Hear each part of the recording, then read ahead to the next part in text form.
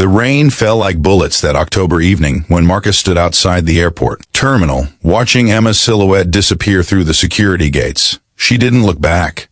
Not once. And in that moment, something inside him shattered so completely that he could almost hear the sound of his heart breaking above the thunder. She had said goodbye with tears streaming down her face. Her voice barely a whisper as she told him this was the only way. She needed to leave. She needed to find herself. She needed to be free from the weight of their shared dreams that had somehow become chains. And Marcus, loving her more than his own breath, had let her go. If you believe in second chances, in the kind of love that refuses to die even when it should, please hit that like button, drop a comment below, and subscribe to this channel. Because what you're about to hear is a story about a man who did something extraordinary when the woman he loved walked away forever. 5 years passed like a slow-moving river. 5 years during which Marcus continued his life in a city that no longer felt like home without Emma. He went through the motions of existing, teaching English literature at the local high school, grading papers in the evenings, having dinner with friends who kept trying to set him up with other women. But none of it touched him. None of it reached that place inside where Emma still lived, where her laughter still echoed in empty rooms, where the memory of her hand in his still felt more real than anything else in his world. His mother begged him to move on. His best friend Jake told him he was wasting his life waiting for a ghost. But Marcus couldn't explain what they didn't understand.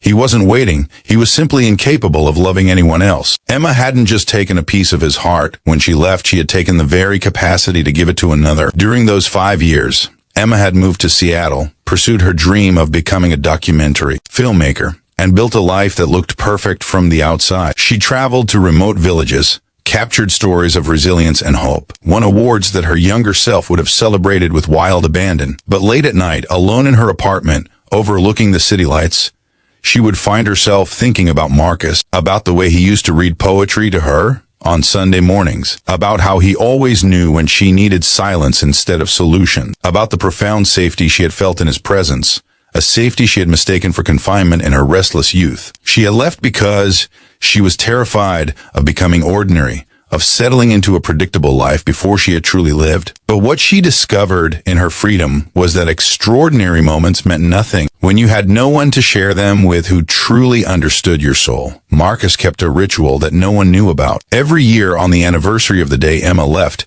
he would write her a letter. Not emails that could be sent with a click, but actual letters written by hand on cream-colored paper. He wrote about his days, about books he had read that made him think of her, about students whose creativity reminded him of her wild imagination, about the unbearable beauty of sunsets that she wasn't there to witness with him. He wrote about still loving her, about hoping she was happy, about how he would wait forever if forever was what she needed. He never sent these letters. Instead, he kept them in a wooden box under his bed, a collection of words meant for eyes that would never read them. This was his way of keeping her alive, of honoring what they had shared, of refusing to let the world convince him that his love was foolish or misplaced.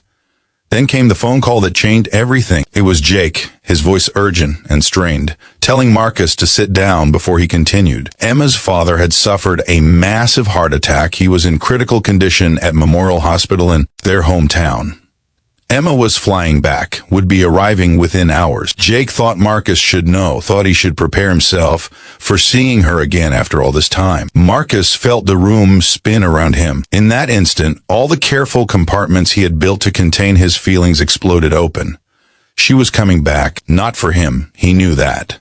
But she was coming back. He saw her 3 days later at her father's bedside. The years had changed her in subtle ways, fine lines around her eyes, a certain gravity in her expression that hadn't been there before. But she was still Emma, still the woman who had once looked at him like he was her favorite poem come to life. Their eyes met across the hospital room, and the air between them became electric, with everything unsaid. She whispered his name like a prayer, like a confession, like an apology wrapped in wonder. And in that moment, Marcus understood that some loves don't fade, they don't diminish with distance or time. They simply wait, patient and eternal, for the moment when they're needed most. Emma's father survived, but his recovery would be long and difficult. Emma had to make an impossible choice: return to Seattle and the life she had built, or stay and help her mother through this crisis. Marcus didn't insert himself into her dilemma. He simply showed up every day, He brought meals for Emma and her mother. He sat with her father, reading sports articles and telling stories to keep the older man's spirits up. He fixed the broken fence at their house, replaced the faulty wiring in the garage, mowed the lawn that had grown wild during the emergency. He asked for nothing, expected nothing. He was simply there, steady as a lighthouse, loving her in the only way he knew how, through actions that required no words, no promises, no expectations of return. One evening, as autumn painted the trees in shades of amber and gold, Emma found Marcus sitting on her parents' porch, watching the sunset alone. She sat beside him in silence for a long time before speaking.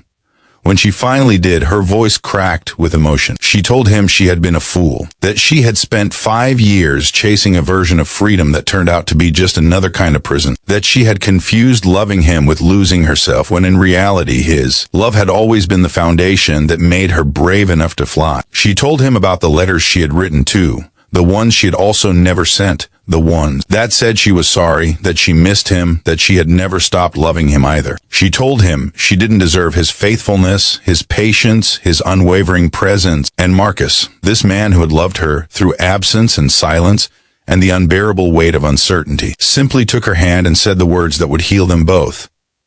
"I never needed you to deserve it. I just needed you to come home." If this story has touched your heart, if you believe in love that endures beyond goodbye, please take a moment to like this video, share with someone who needs to believe in second chances, and leave a comment telling me about a love in your life that refused to die. Your engagement helps us share more stories like this. They didn't rush into anything.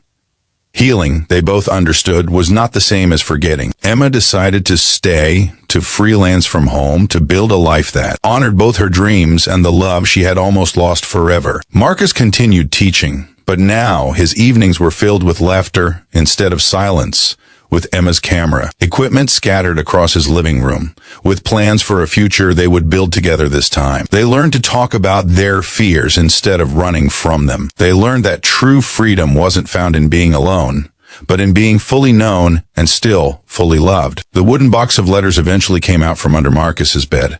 They read them together, crying and laughing at the documented journey of a heart that had refused to move on. Emma shared her letters too, and they marveled at how their words had been finding each other all along, just waiting for the right moment to be heard. Before we end, please take a second and comment below. Love always finds a way. If you believe that true love can survive anything. On a spring morning 2 years later, Marcus and Emma stood in her parents' backyard, surrounded by friends and family, and made promises they had both always meant to keep. But the real wedding, they knew, had happened years ago, in an airport terminal, when he had loved her enough to let her go. And every day since, when he had loved her enough to wait. Because that's what real love does. It doesn't demand, it doesn't control, it doesn't give up when the story gets hard. Real love simply persists, quiet and constant, until the person you love is ready to find their way home. And when they do, real love is there waiting with open arms, saying what it has always said: "I never stop loving you. I never will. Welcome home."